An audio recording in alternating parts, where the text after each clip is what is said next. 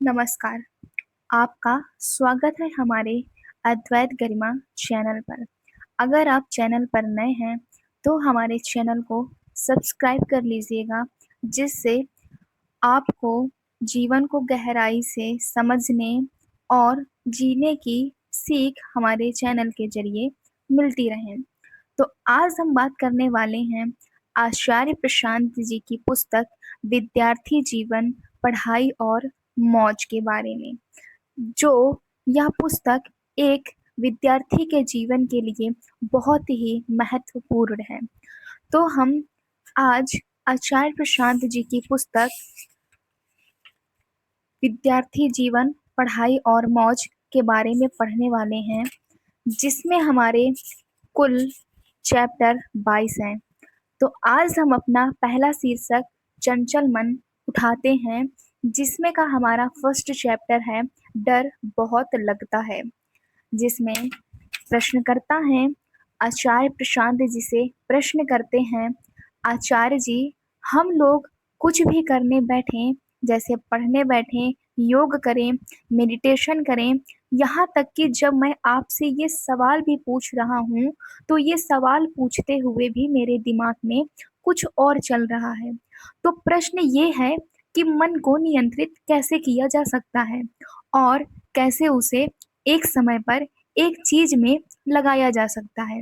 यहाँ पास आचार्य जी प्रश्नकर्ता के सवाल का जवाब देते हुए कहते हैं, आपके पास अगर सोचने के लिए 10 चीजें होती हैं, तो उन 10 चीजों में भी तो आप एक वरीयता बनाते हैं ना, एक हायरार्की वरीयता क्रम बनाते हैं ना। ठीक है, हो सकता है आपको वो ना पता हो जो पूरी तरीके से पाने लायक हो, पूरे तरीके से सोचने लायक हो, जो पूर्णतया उच्चतम हो। हो सकता है वो आपको ना पता हो, पर आपको कुछ तो पता है ना। हम में से हर एक को कुछ 10 बातें पता हैं, और ये 10ओं बातें विचार के मुद्दे बनते हैं। कभी ना कभी हम कभी एक चीज़ के बारे में सोच रहे होते हैं, कभी दूसरी चीज़ के बारे में, कभी तीसरी, कभी चौथी, है ना? हो सकता है वो 11वीं या 12वीं या 50वीं चीज़ जो पूर्णतया उच्चतम हो, वो हमें ना पता हो, लेकिन फिर भी जो कुछ भी हमें पता है, उसमें भी एक वरीयता क्रम है ना? आपको जो चीज़ें पता हैं, उसमें से जो चीज़ सबसे ज़्यादा कीमत रखती है, ये ईमानदारी का तगाज़ा है कि कम से कम उस पर सबसे ज़्यादा ध्यान दो। मान लो कि पूर्ण की कीमत 100 है, वैसे पूर्ण की कीमत 100 होती नहीं, पूर्ण की कीमत होती ही नहीं है, पर हम मान लेते हैं कि जो सबसे ऊँची चीज़ हो सकती है ज़िंदगी में करने लायक, उसकी कीमत 100 है, 100 यूनिट्स की। मुझे वो पता नहीं, जवान लोगों को वो अक्सर नहीं पता होता। हम सब तलाश रहे होते हैं कि क्या करें, ऐसा क्या मिल जाए जीवन में जो जीवन को सार्थक कर दे, जो काम वास्तव में जीने लायक हो। ठीक है, वो हमें पता नहीं, पर हमें 10 और काम पता है, जिसमें से एक की कीमत है 60, एक की कीमत है 55, एक की 50, 45, 15, 5, ये सब तो पता है ना।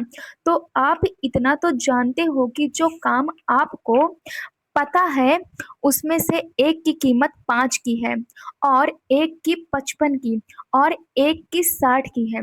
ये बात तो आपको पता है ना। ईमानदारी का तकाज़ा ये तो हुआ ही कि 5 वाली चीज़ पर क्यों मत्था रगड़ रहे हो? 100 वाली चीज़ नहीं पता, 60 वाली तो पता है, 60 के साथ जूझो, और जो आदमी 60 वाली चीज़ के साथ जूझता है, उसको इनाम ये मिल जाता है कि 65 वाली चीज़ उसके लिए खुल जाती है। लेकिन अगर 5 वाली चीज़ पर खड़े रहोगे, जबकि 60 वाली चीज़ खुद ही पता है, अपने साथ ही बेईमानी कर रहे हो, तो 60 वाली चीज़ भी धीरे-धीरे विलुप्त हो जाएगी। पूर्णतया उच्चतम क्या है, ये नहीं पता है, तुलनात्मक रूप से उच्चतर क्या है, ये तो पता है, तो उसके साथ तो इंसाफ करो ना, इतना तो करना चाहिए ना। अगर यही कहते घूमते रहोगे कि मैं क्या करूँ, मैं क्या करूँ? मुझे तो अभी जो सर्वोच्च है वो पता नहीं चल रहा। तो सर्वोच्च तो पता लगने से रहा। सर्वोच्च तो वैसे ही है जैसे 0 केल्विन तापमान। पा सकते हो तो पाकर दिखा दो। तुमको जितना मिल रहा है उसमें आगे बढ़ते रहो। बताओ, इसके अलावा तुम्हारे पास विकल्प क्या है? पूर्ण या सर्वोच्च पता नहीं, उच्चतर की हम कद्र नहीं कर रहे तो फिर हम करना क्या चाहते हैं?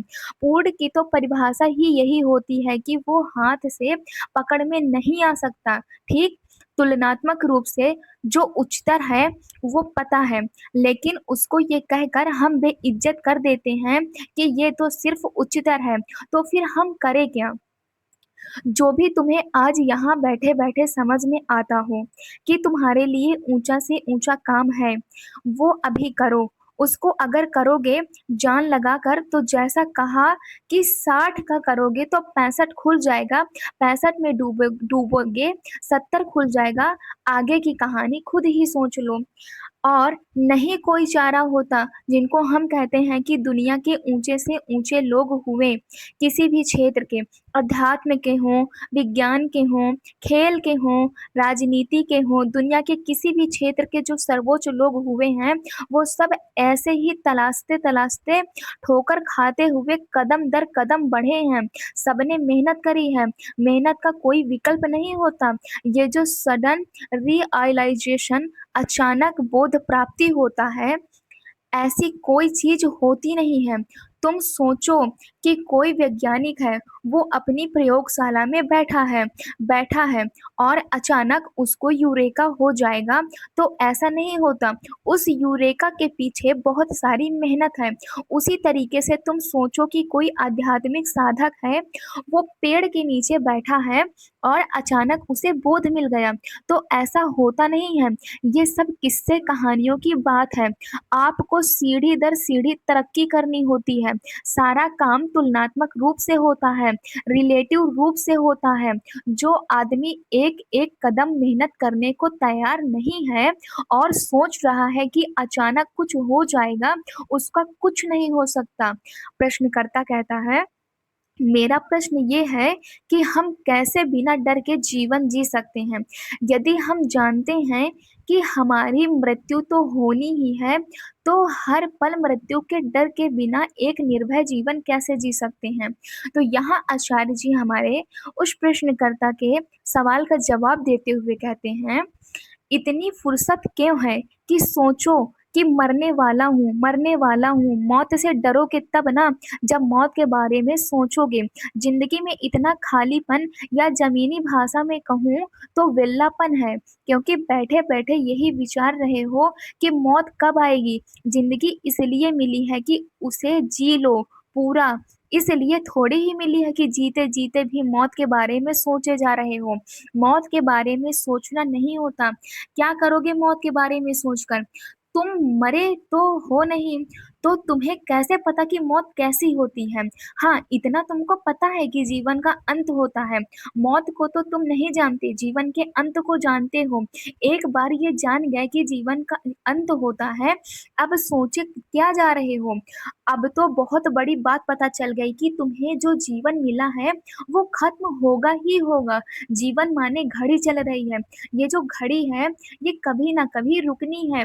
ये बात समझ में आ गई, अब सोचते थोड़े ही रहोगे। जब आप बैठते हो कोई परीक्षा लिखने, एक बार देख लेते हो कि कितना समय मिला है सीट भरने के लिए। अब मान लो 2 घंटे मिले हैं, 2 घंटे में बैठकर यही सोचते रहोगे कि कितने मिनट बचे हैं, या अब काम करोगे? जान तो गए ना कि मर जाना है। कोई 30 में मरेगा, कोई 50 में मरेगा, कोई 90 में मरेगा। अब ये पता है कि मर जाना है। इस बारे में अब सोचकर क्या कर लोगे? सोचकर कोई नई बात पता चलती हो तो सोच लो। 10 घंटे लगा लो बैठ कर के खूब सोचो, और कोई नई बात पता चलती हो मौत के बारे में तो बढ़िया है। कुछ नहीं पता चलेगा। यही पता चलेगा कि मैं जिसको जीवन कहता हूँ, ये जो शरीर की गतिविधि है, ये जो प्राणों का पूरा खेल है, ये रुक जाना है, और ये कभी भी रुक सकता है। मुझे नहीं मालूम कि ये कब रुकेगा। तो मेरे पास समय सीमित है। जब मेरे पास समय सीमित है तो ज़िंदगी में जो कुछ भी करने लायक है उसको मैं करूँ और समय बर्बाद ना करूँ। मौत को जानने का मतलब होता है कि अब समय का एक क्षण भी व्यर्थ नहीं गँवाया जा सकता। 2 तरह के लोग होते हैं। एक जो मौत को जानते हैं, हिंदुस्तान में बड़ी प्रथा रही है। पश्चिम मौत से घबराता रहा है। हिंदुस्तान में तुम देखोगे तो कितने ही गीत हैं और बहुत प्यारे बड़े मीठे गीत हैं जो मौत के ही ऊपर हैं। तो यहाँ पर जानने वालों ने मौत को गाया है, मौत को कहा है कि बार-बार याद रखो, काल को याद रखो। क्यों? क्योंकि अगर तुम्हें मौत याद है तो ज़िंदगी बर्बाद नहीं कर सकते।